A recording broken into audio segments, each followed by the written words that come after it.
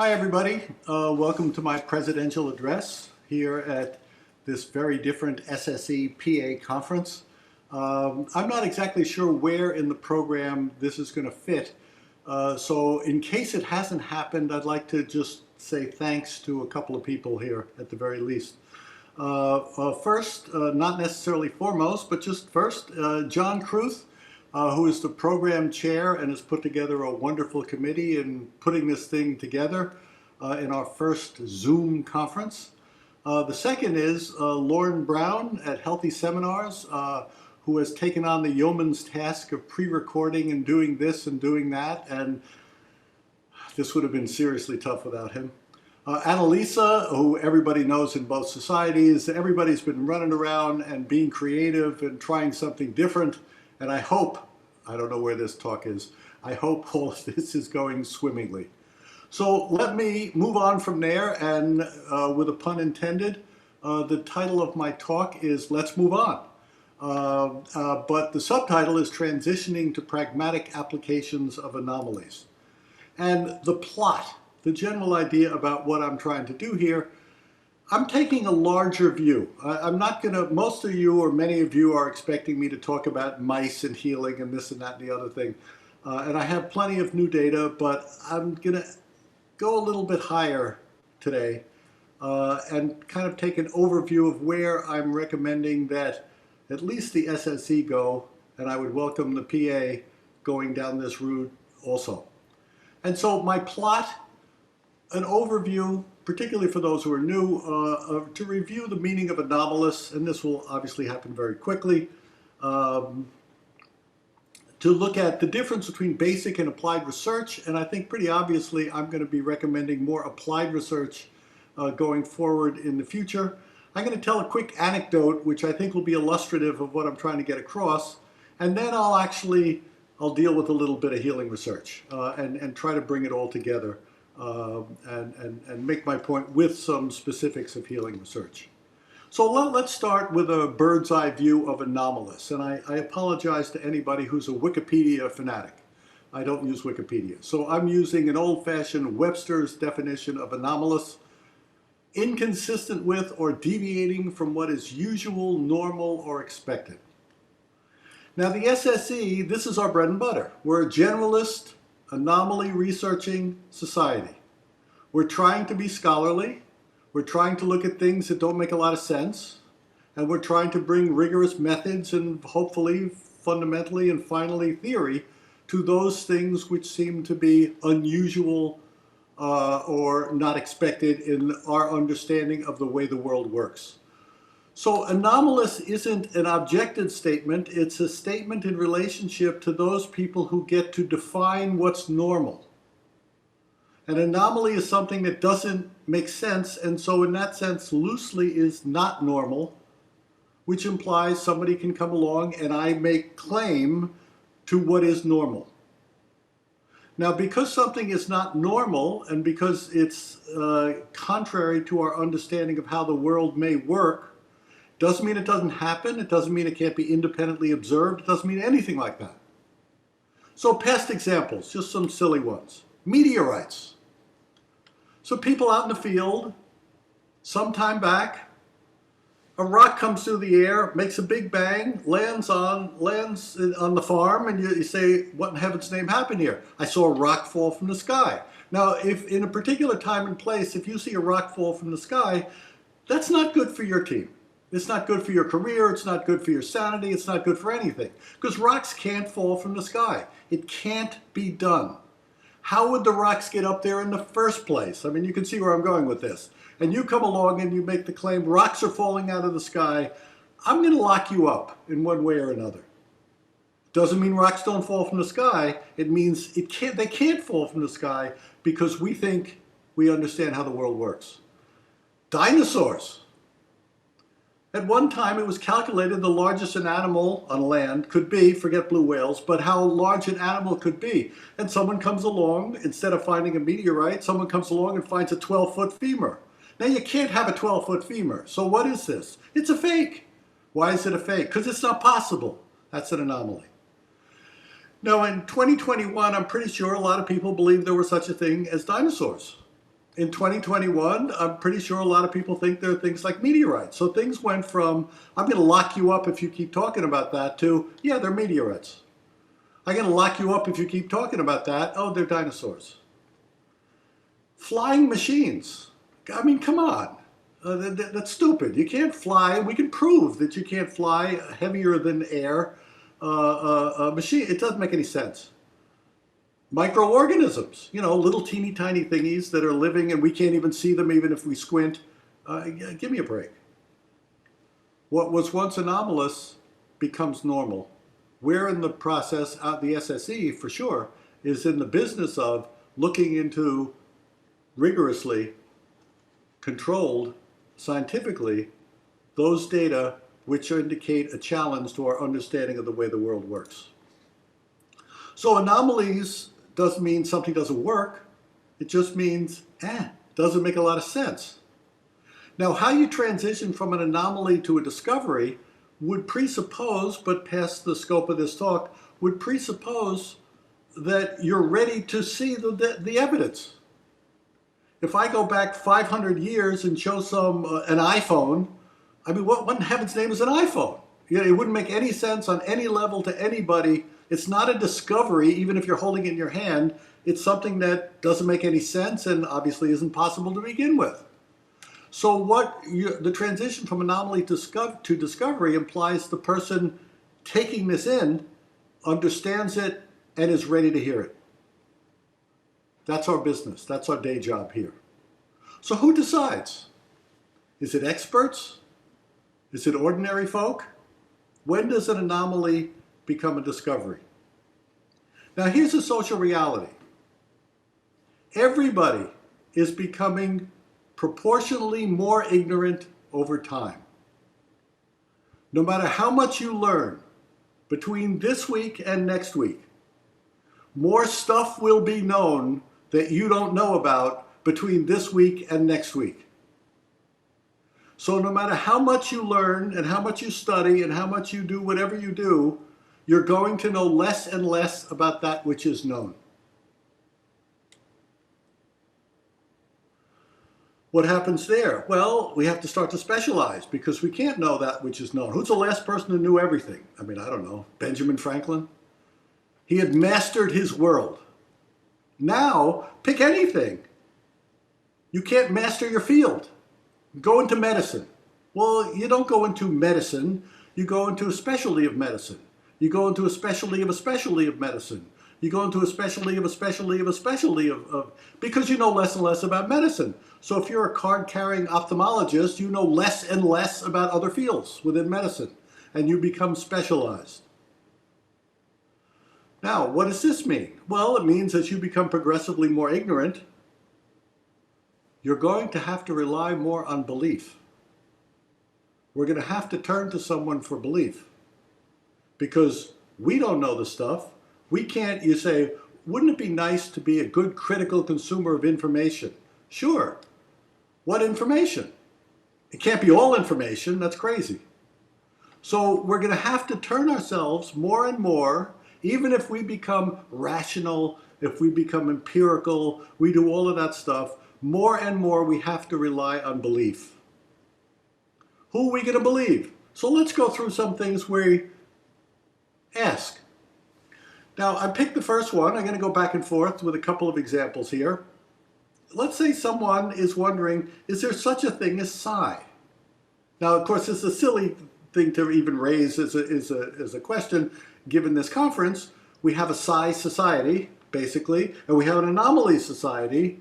And I think the vast majority, in fact, I can't think of anybody off the top who would say, no, psi's silly. That's, that doesn't make any sense. But now, how many people in taking this conference really know how much, I'm asking the question, of the data about psi? Do we believe it because we believe it? Or do we believe it because we've gone over the data? Do we believe it because there's some grand theoretical understanding of psi? What's the reason that we would accept psi? So we can ask a polling question. Do you think psi is real? And the vast majority of the people at this conference are, of course psi is real, stupid question. If you go out into the public though, how many people out in the public, how many people are practicing scientists? How many people are medical doctors? have looked at the data on psi. And you'd say, well, they're not, how are they going to know the data on psi? Well, you go and you ask people, do you think psi is real? And you're going to ask, most of the people wouldn't have any idea. They either believe it or they don't believe it, and they probably can't put their finger on how they got their beliefs. So is psi real? Yes, if you're asking me my opinion.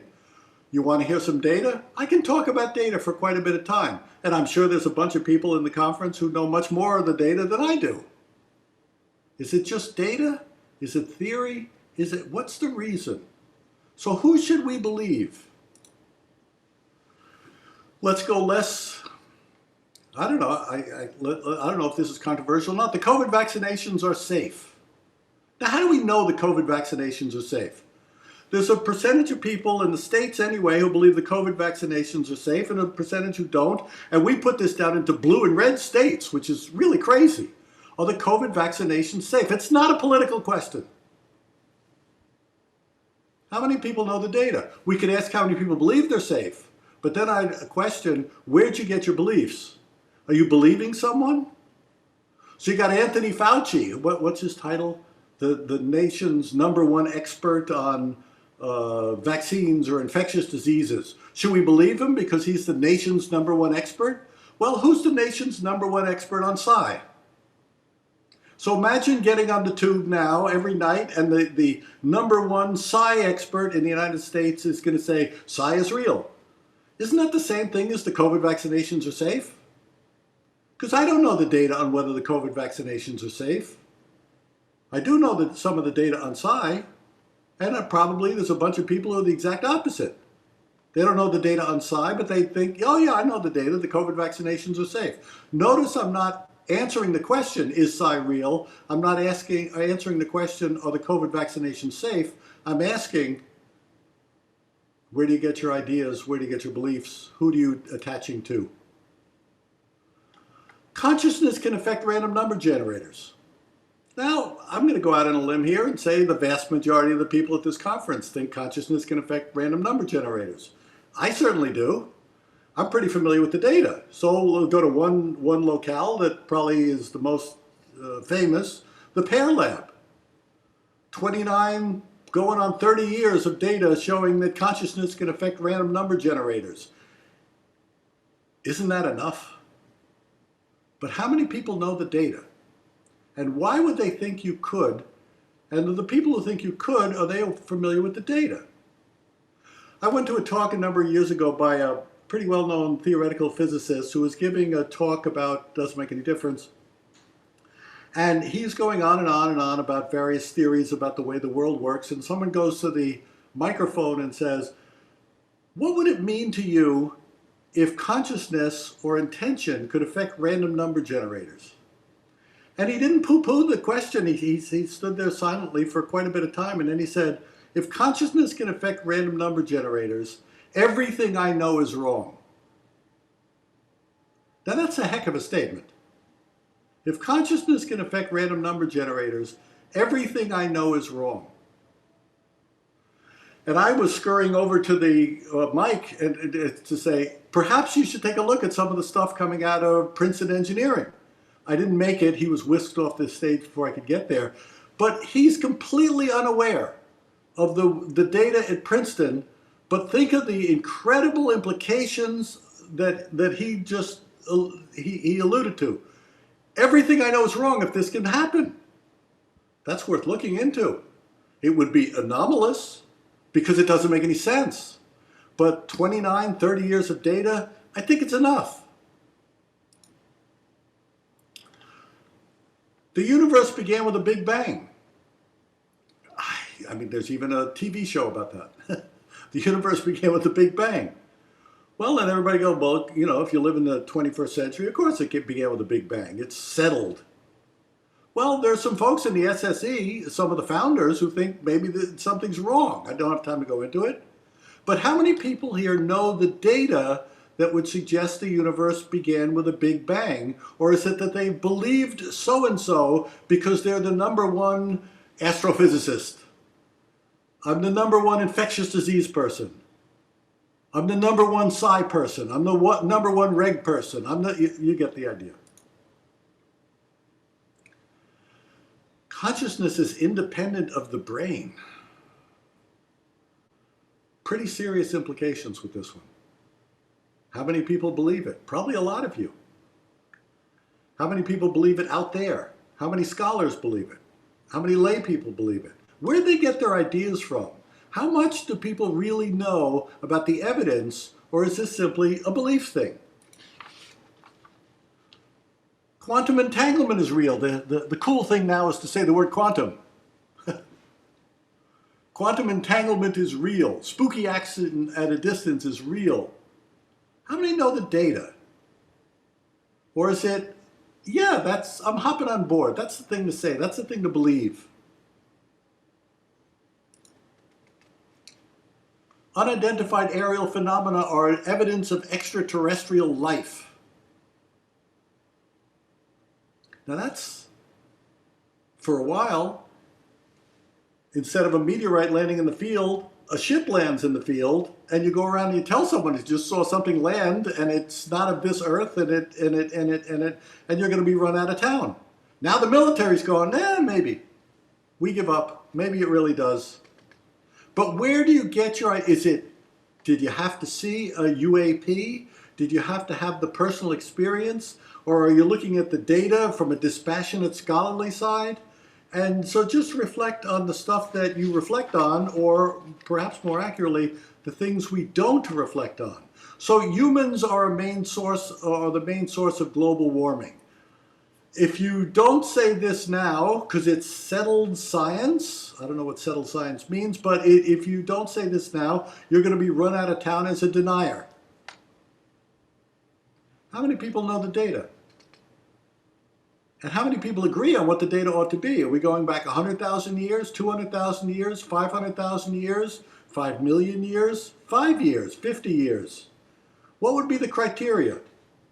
But still we know these people say yes, those people say no. I wonder about these people and those people. How many of them even know what the data might be?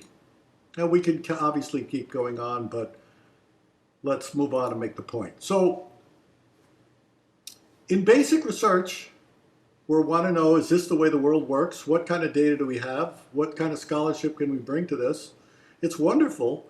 And I'm suggesting here that we want to try to transition or start to transition to more applied research, not to give up the basic for sure, but let's see what we can apply.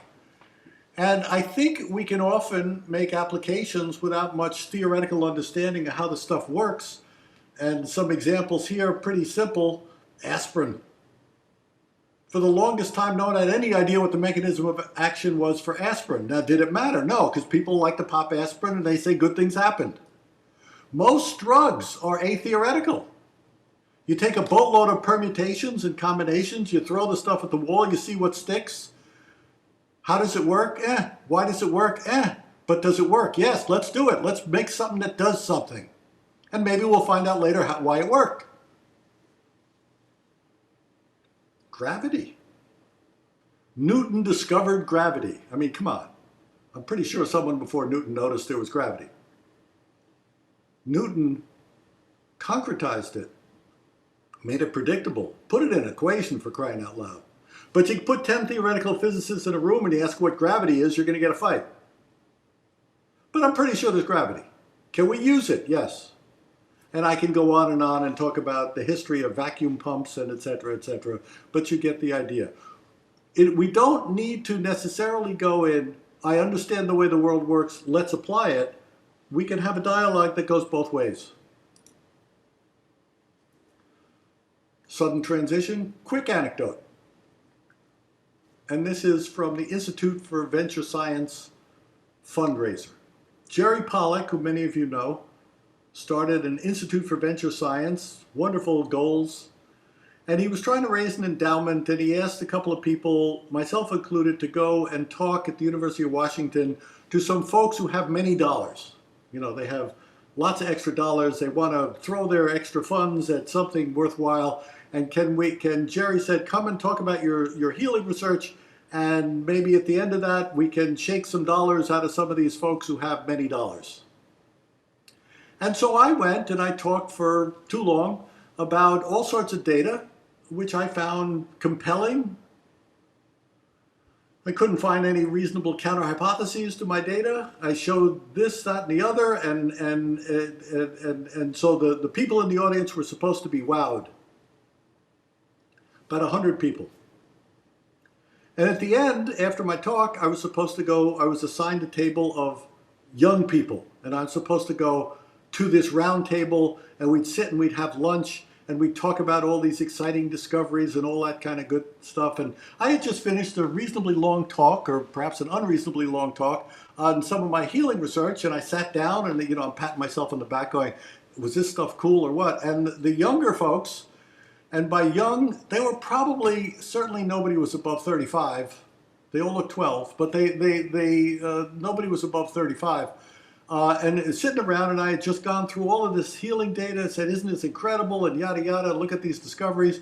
And they said, don't we already know this stuff? And I said, no, I don't think so. I think this is reasonably recent off the press.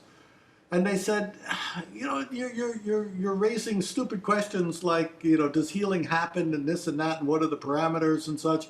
But we don't really care. We just assume that healing happens. And we really, and by we, I mean collectively, the young folks at this table, they had two goals alone. And these are rich young people. How do I experience this? How do I get involved in this? Don't give me your abstract scholarly stuff alone. Show me how to do it. And how do we apply it? What can you do with it? So it's more meaningful to me, these folks at the Institute, it's more meaningful to me to have personal experience. It's more meaningful to me to have application. So show me what you can do with it. So I asked the question,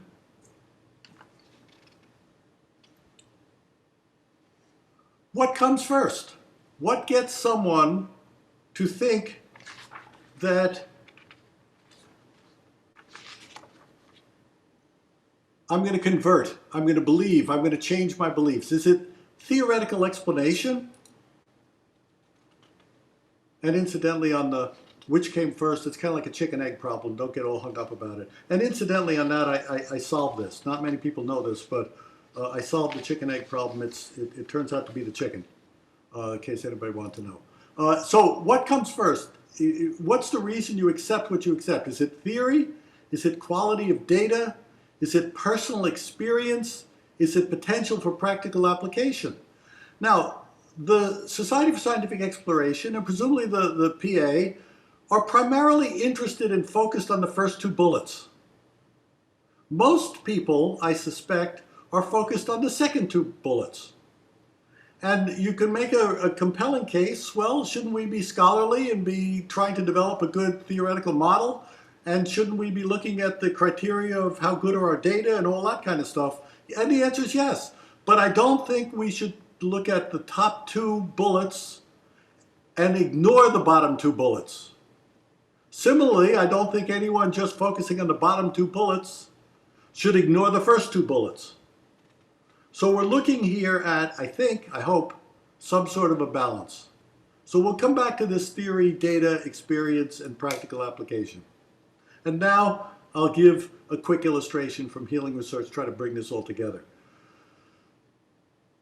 And I'm just here very quickly just talking about mice data. So I have and have reported to these societies and published 18 in vivo healing experiments on cancerous mice. I have an active research agenda. Experiments 19 and 20 are currently going on. These have been done in a variety of medical schools and university biology labs. I've done a zillion in vitro experiments and all this kind of thing. And the basic model I have, I take something that's already well understood, cancer in mice. This is a cancerous mouse. I apply some healing to a cancerous mouse, and interesting things which we would call anomalies occur. What's supposed to happen is 100% of the mice die. What happens is that the vast majority of mice are cured.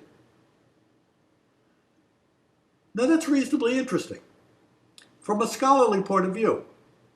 It's reasonably interesting from a data point of view.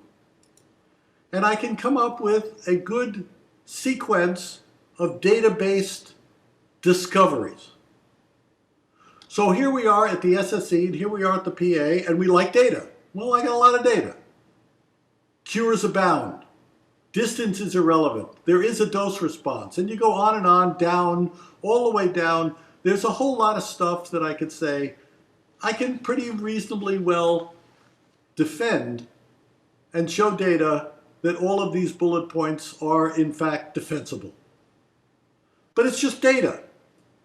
If you don't know the data, and I come along and I ask you, what do you think about healing? You go, I don't know, I believe it. What do you, I don't know, I want to, show me.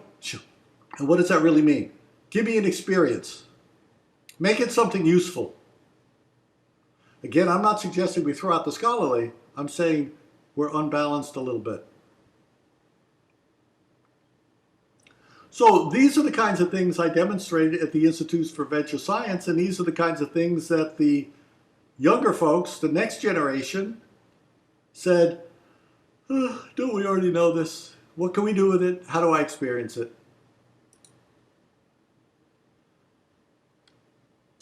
If we go data, I got lots. If we go theory, I don't have anything that's good.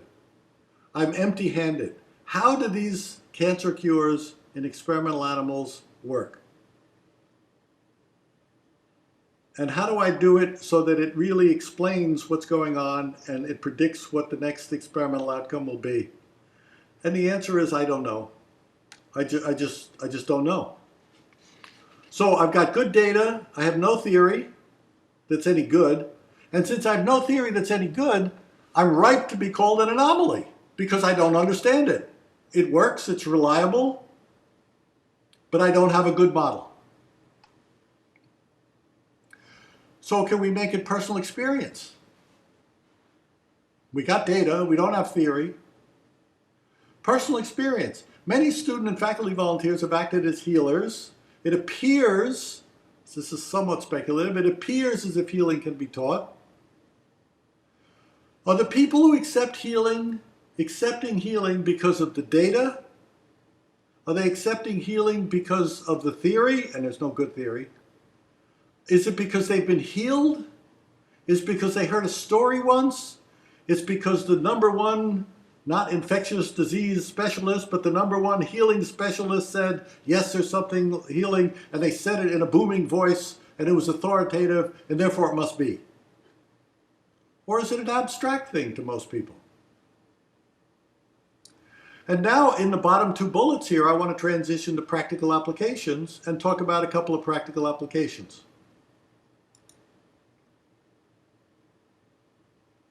Can we make this practical? So it's interesting. Healing happens. I got enough experiments. 20 is enough. It'd be like saying I got random number generators. How many years do you have? 30. 30 years is enough. In 30 years, a zillion experiments. Okay, random number generators can be affected by conscious intent. I got enough data over more than 30 years. Yeah, healing happens. And I got some interesting correlates. Now, can we make it practical?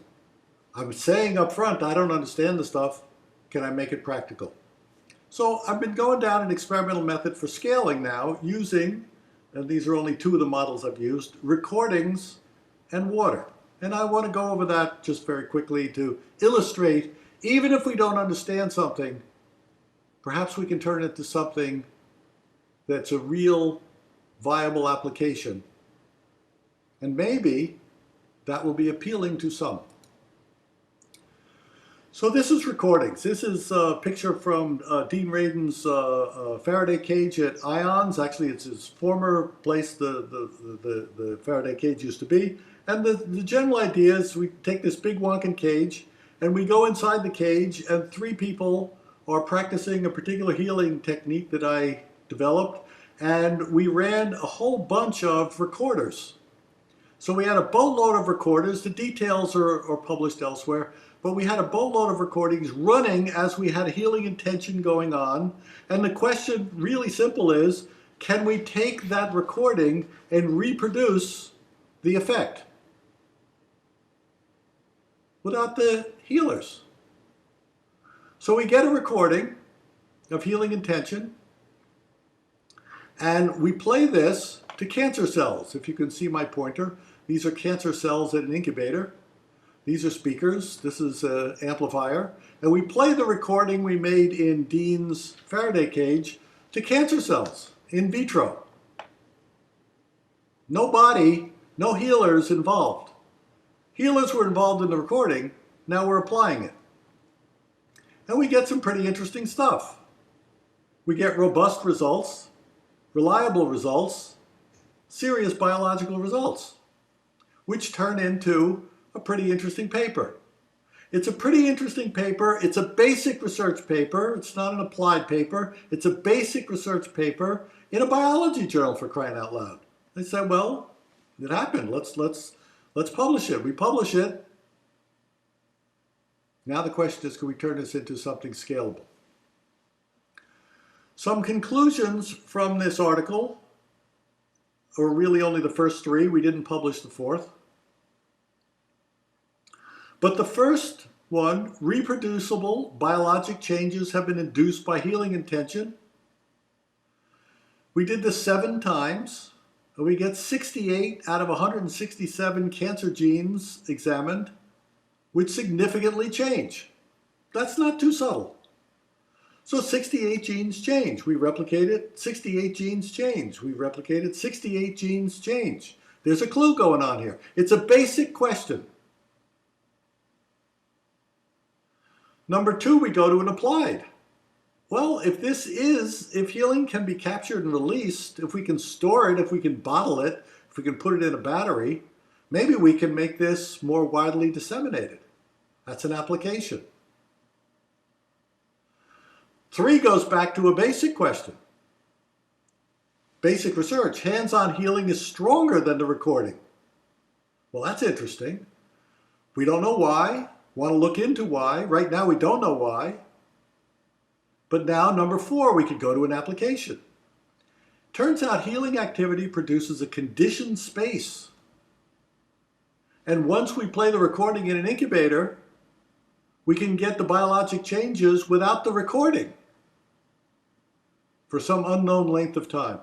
We can put, in other words, cancer cells into the incubator, not play the recording. They'll still change. We've only tested it up to 3 days. Reasonably interesting. So here in our conclusions, we got a couple of basic conclusions. We got a couple of applied conclusions. We got that. So can we up this to mice? This is at Brown University.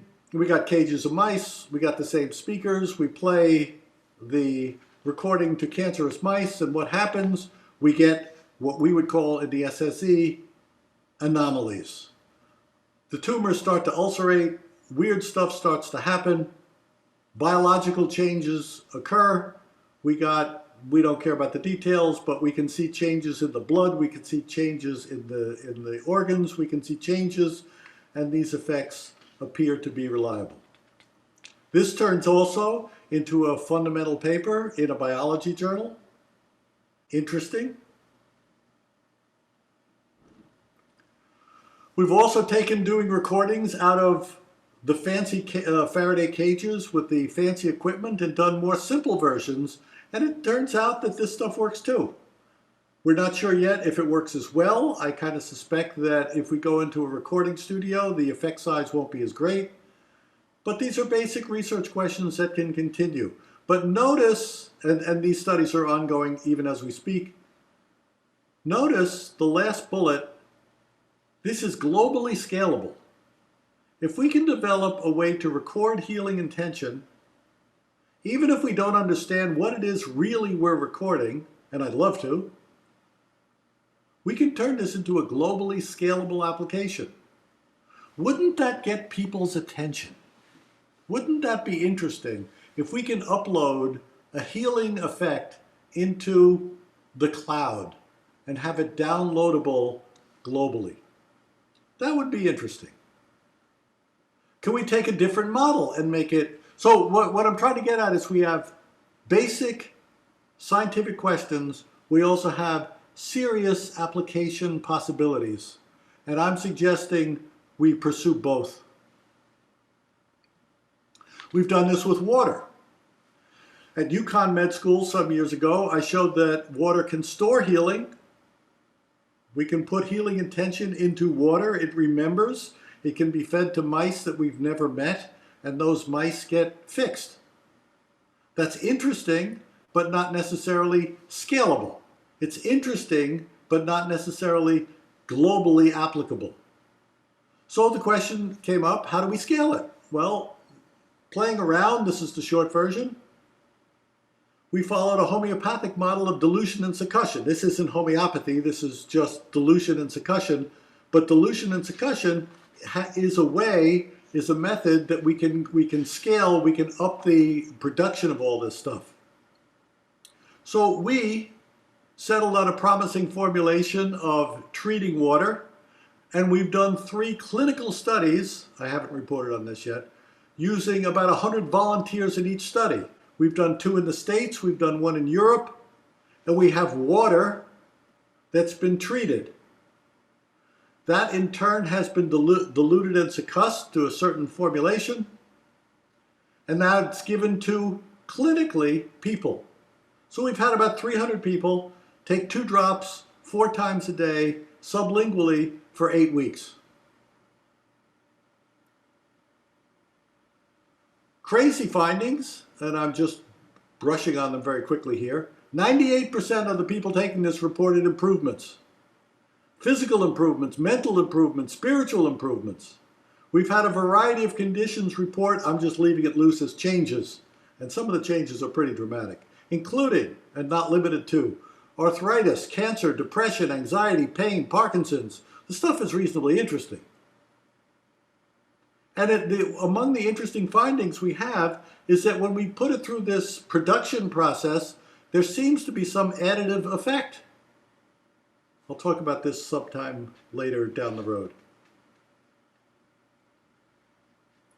So think of possibilities. We've got a whole slew of basic research questions, but if they're pursued without the possibility of clinical application, I think we're missing the boat. We've spent way too much time responding to critics who say, they'll walk around and go, well, I don't believe in psi because, it's not possible.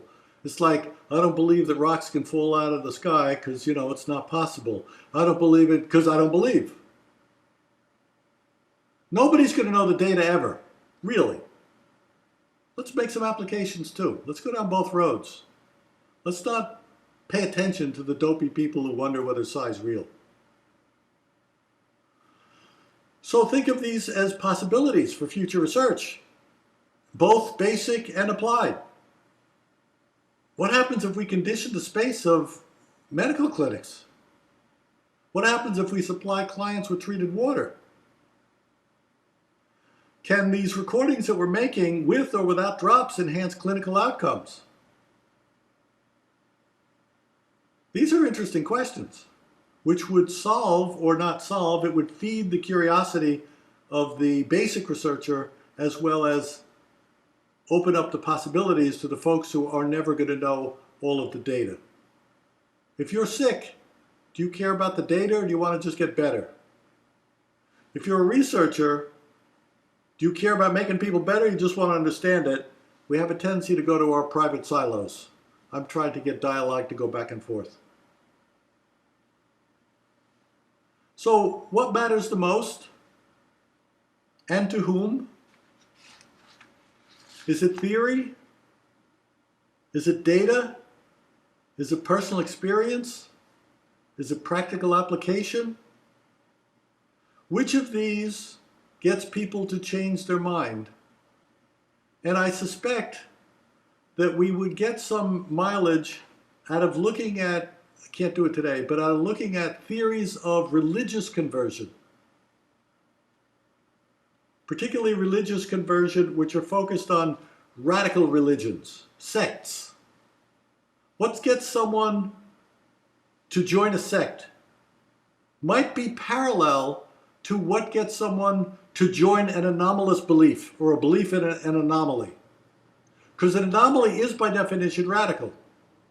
A sect is by definition radical. And this kind of religious conversion, belief, has been looked at quite a bit and is worth, I think, pursuing. And again, I think there's overlaps to what gets someone to accept an anomaly. So if we had a list of things that the people in this conference believe, and a list of things people in this conference don't believe, and they were all anomalies, there's probably a bunch of buttons that I could push that would get people in this conference to go, no, too far. I'll buy this, I won't buy that. But is it because of the quality of the data? Is it because one has a better theory? Because you've experienced it? Because you can show me something practical? It's not simple. We have, in the SSE and likely the PA, focused on the first two bullets. Most people are focused on the second two bullets, on the third and the fourth bullets.